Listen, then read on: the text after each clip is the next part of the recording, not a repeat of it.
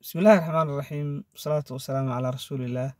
Haddii alla qadara waxaan wadaagi doonaa sababta ay ku soo baxday heesta tidhaahda jacayl beri ma goyso biyana kama maydha.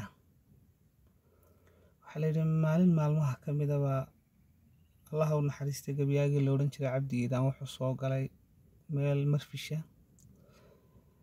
Kolkii soo galay baa waxa fadhiyay niman waaweyn macaariif ahaayeen maxamed axmed kuluc dararamle odaygii la odhan jiray Abdilaahi Cabdilaahi Qarshe, dad badan oo ay halabuurka macaariif iyo asxaab dhow ahaayeen goobay fadhiyeen buu soo galay.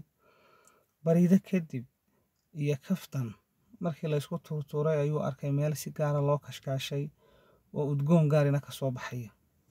Shirwaniyu halka ayaa fadhiyey inta uu dhinac fadhiistay maxamed axmed kuluc.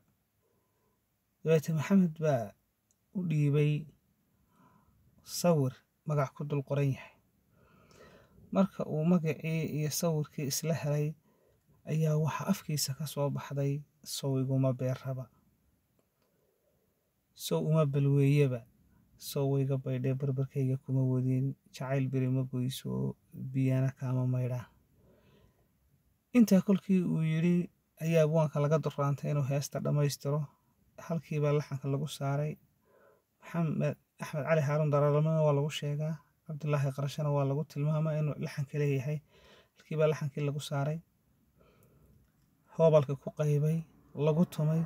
Isla habeenimidkiiba heestu way soo baxday iyadoo ka bilaabantay sow iguma beerraba, sow uma balweeyaba, sow iga baydhee barbarkayga kuma wadin, jacayl beri ma goyso biyana kama maydha.